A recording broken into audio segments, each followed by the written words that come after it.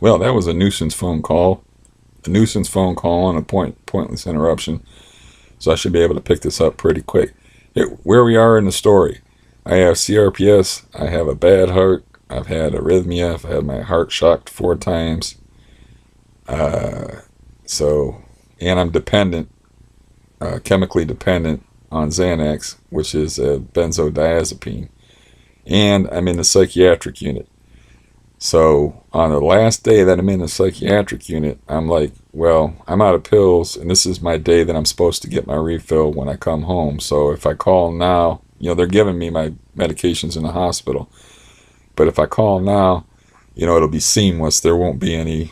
I had went through withdrawal for just, I don't know, just for one day before, and I was like, holy crap, this is horrible. And I definitely didn't want no part of that again.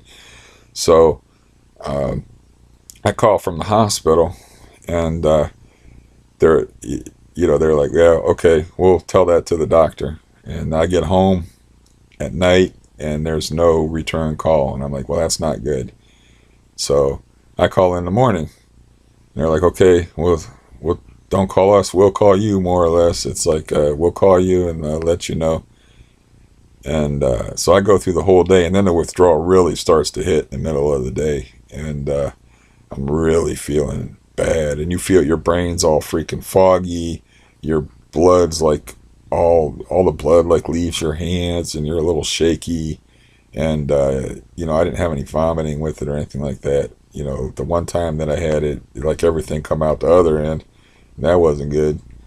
But you're just a mess. I mean, it's horrible. So I'm starting to feel like that. And I'm like, oh boy. So I didn't wait for them to call me. I called them like an hour before they closed, and I'm like, look, I'm going through withdrawal. I said I haven't had a pill since, and they had the time listed on my discharge papers, and they were like, okay, all right, I like, just so you know, and I was even like a little emphatic on the phone. I'm like, just so you know, the doctor himself told me that you just can't go off of this. I've been on it too long. I just can't stop taking it. It's dangerous. So I wait, and I wait, and sometimes they hang around the office a little longer than 5. I called at 4, and then by 6:30, 7 o'clock, I'm thinking I'm gonna have me one fun night, and I did. So I managed to keep the anxiety, not to feed into the anxiety, but I was just a pool of sweat and misery and no sleep, and I had called a friend the night before and told him about it, and he's like, well, why don't you give me your doctor's number in case I got a call in the morning? And I'm like, why would I need to do that? And he like kind of laughed at me, and he said, because by the time morning comes around, you don't know where your head's going to be at. You don't know what you're going to be like, because you're going to be almost 2 days. You'll be like 24 to 28 hours in full withdrawal, and it'll be 2 days since you had a pill. And he just kind of laughed. And I said, well, that's not a good sign that I didn't even understand that. I said, I must not be doing too good right now. And that was the night before. And so I go through this hell night. And then, in the morning, I don't even want to call the place because I'm like, they're really being negligent with me. They're really risking my health bad, and I'm completely miserable. My friend calls me like at 9:01. He said he's going to call me at 9 o'clock. Calls me at 9:01. He's like, did you call the doctor yet? And I was like, no, their office just opened a minute ago, literally. Opened at 9. And I'm like, I don't even want to call him. I said, I'm so mad. I was like, I don't even want to call him. I said, I'm either not going to make an impression and they're not going to listen to me, or I'm going to lose my shit on the phone and just start chewing on people. And that's going to be counterproductive. And I'm like, he's like, well, just give yourself time to think about it. I'm going to call you back in like a half an hour. So I'm still suffering. And in a half an hour, I said, well, I kind of figured something out. I was like, I'll just let them do the talking. All I'm going to say is that I haven't had a pill in 44 hours. And I'm in full withdrawal. I'm going through withdrawal. And then I'm going to just let them do the talking. That way there's less chance of my mouth getting me in trouble.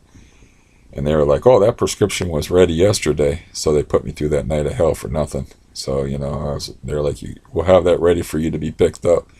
And I waited until I put the phone down before I just lost my shit yelling like motherfuckers, and like just just lost my just lost it because they just put me through that for nothing and risk my health. The whole night I'm thinking, just maintain, keep calm, don't feed into this, don't get your heart rate up, you got a bad heart and all this. So I thought that was kind of funny in a way because I'm going into a hospital because I'm telling them I'm suicidal and I'm in bad enough shape to come out, be in a psychiatric unit for 3 days. And then when I come out of the psychiatric unit, the first thing the medical community does is plunge me into full withdrawal for like 27 or 28 hours. Like I said, about 2 days before I got my medication because the weather, I live in the north in Ohio, and the weather was just atrocious. So it was hard for me to get some, my friend that was looking out for me, he went and got the prescription, but I didn't get the pill for a while.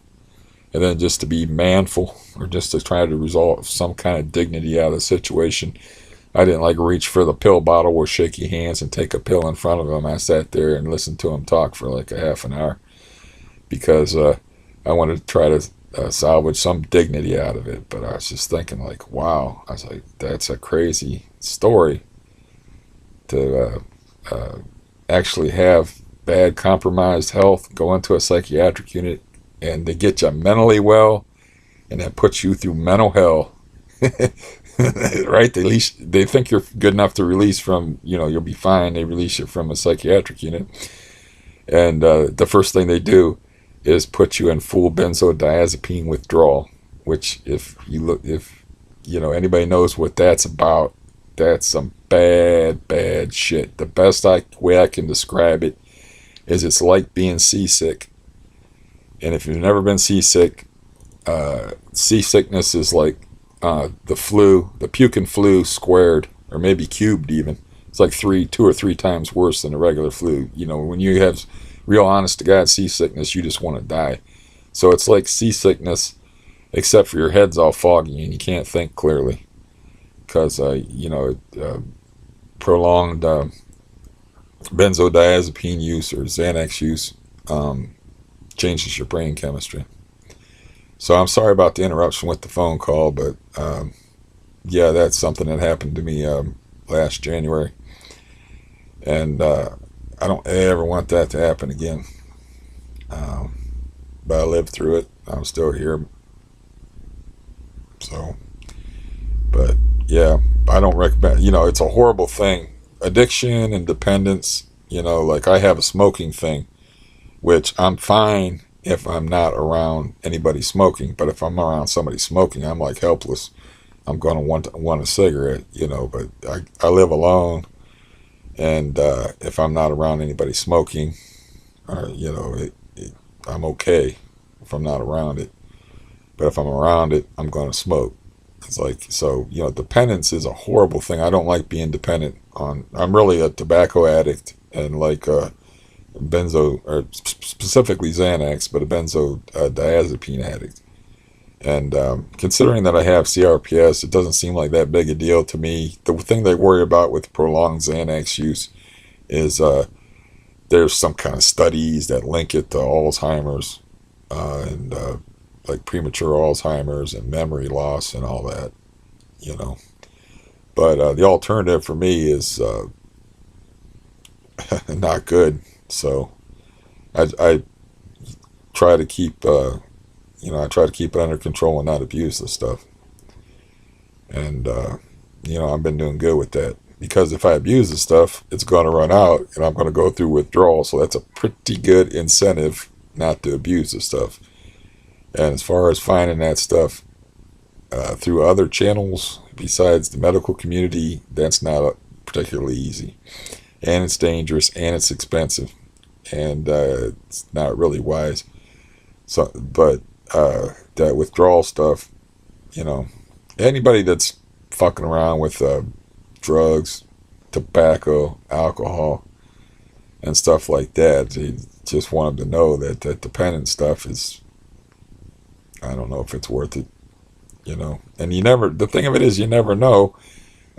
what your thing is. Like, I've known people that smoke crack. I've known people that smoke or that could do coke and then not do coke. Or I've seen people. I know, well, I almost name names. That's not cool, but I know people that have smoked crack, and the when crack came out in the '80s, that was a thing. It's a one-hit hook. It's like, well, this guy. I know that's not necessarily true. It's true for some people, for not other people, but you don't know before you take the stuff if it's your thing or not, if it's going to be your thing, or if you connect with it in such a way that, oh yeah, this is where I like to be. This puts me in my happy place, and I don't really get like a crazy. I feel like when I take like low doses of Xanax, so I take like a 0.5 milligram at a time, and I'll get like a little yawny, a little sleepy when it peaks, but I don't really get much of a buzz off it. It just keeps me from feeling all that anxiety about my body, because my body's all messed up. So, and as far as the studies that they have linking it with premature Alzheimer's and whatnot, well, they prescribe, there's like a chicken and egg thing going on there, like where they prescribe it for people that have symptoms. And, it's, in other words, let's just say the research is not conclusive. There's research that might be indicating that, it will make you a little foggy headed. And now I'm a little older. I'm 50 years old. I've had a really hard life, so I'm a little older now. So I know my mind's not as sharp as it used to be. And I think it was like that before. And I had a period where I smoked pot for like 2 or 3 years that might have contributed to my memory issues. So, it's hard to say, but when you're suffering with something as severe as CRPS, it doesn't seem like that big a deal to me. Shoot, back in the day when I contracted this stuff, they were wanting to put me on morphine. They were putting me on all the heavy stuff. I think this is before they come up with Oxycontin. But if they had Oxycontin, they were wanting to put me on morphine and Demerol, and I was on like a really heavy tranquilizer for a while. And I stopped taking that shit on my own. I was like, man, this is zombie stuff. I don't want this stuff. Because they said that it was called Senequan, and it knocked back some of my symptoms. And I'm like, who the hell wants to be a zombie? You got to have some kind of life. You got to make some kind of memories for yourself when you get a little older, so you can sit back and say, I did this, or this happened, or this was interesting. You gotta have something to look back on, because I won't say in the end, I almost said in the end, but when you get older and you can't do the things that you used to be able to do, memories is what you have. That's your treasure. That's your gold and silver. So, I was able to not really have a dependence problem until the last few years. I had a weed and tobacco thing going on like 5 years ago for a couple of years, and then I've been taking Xanax for a couple of years, so it's been like 4 to 5 years. And but anyways, yeah, that whole thing was crazy. Like I said, they get you mentally well and then plunge you into mental hell. You go out of a psychiatric unit, and because of medical screw ups and miscommunications, I end up going through with full withdrawal for 27 to 28 hours, because it doesn't hit you right away. You just start to feel like progressively sicker and sicker and sicker. And the way benzodiazepine withdrawal works is the symptoms can kick in depending upon how much you take and how often you take it, the symptoms can kick in 6 to 12 hours after your last dose wears off. So it doesn't wait around. It jumps on you. That monkey, that gorilla on your back, it jumps on you and starts beating the shit out of you right away. And you start to feel it right away. And so, yeah. And I know that this ain't no temperance lecture, that's for sure.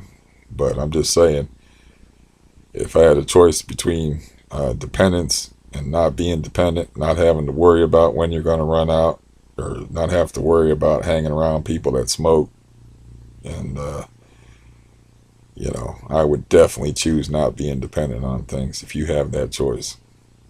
Um, yeah, that's my story. I'm sorry I got interrupted. I'll make it a part one and part two. So, anyways, I think I'm done talking for the morning. Since I made this video in the same morning I made the other video about uh, being rejected by family and friends, and how you can't take that personal when you have a really, really bad disease. It's really awful because, you know, it's difficult to watch someone that you care about suffer. So, you know, you have to understand that though that hurts, and it hurts worse than anything. I mean, emotionally, that rejection, and that is really brutal. And it just, you know, because it just reiterates the fact that you're alone, that you're dealing with this by yourself. And you know, just just an aspect of CRPS. It's just part of the deal with CRPS. And I've talked to people on the internet that have it, and they're like, yeah, that's pretty much how it works. People don't understand it, and they don't get it because they have normal nervous systems, and your nervous system is a fucking madhouse, man. It is bedlam. You know, it's crazy. And you know, this video is long enough, and I won't go into describing that. I think I may have on other videos, the madness of it. And one of the stories I do really quickly, one of the stories I told was walking around with a tack in my foot and not knowing there's a tack in your foot. And it's not because your feet are numb. It's because there's so much pain in it's just another pain that you've got to ignore. So that happened to me again. That happened to me 20 years ago, and happened to me again where I stepped on a tack, and I'm like, whatever. And I'm just walking around on a tack, and I can hear it clicking on the floor because I'm in my bare feet. And hear it clicking on the linoleum, and that's how I knew I had a tack in my foot. That's just another pain to be ignored. The other time I saw a trail of blood, and I'm like, oh, okay, there's something going on here, and then I realized I had a tack in my foot. So when you're talking about dealing with crazy shit like that, you can't expect people to understand that too much. And for people that have been rejected like that, you have my full sympathy and my full understanding. You know, there's other people that understand that. And I guess it could go for any other disease too besides CRPS, but I don't. That's what I have. Any other serious illness, I imagine the same. Distancing from loved ones, and emotional distance, and sometimes flat out rejection, and them not wanting to see you just because they don't want to feel. They don't want to get in touch with the emotions. Their own emotions. That's not isolated to CRPS. That has, I'm assuming it's the same with other diseases. CRPS is such a weird disease that they have even more trouble relating to it than other diseases, I think, in my opinion. But I only have this disease, so I can't really speak about any other kind of disease or any other kind of serious illness. But anyways, I'm done with that. That's my story. You come out of a psych unit, go into withdrawal, move on from there. Alrighty. Adios.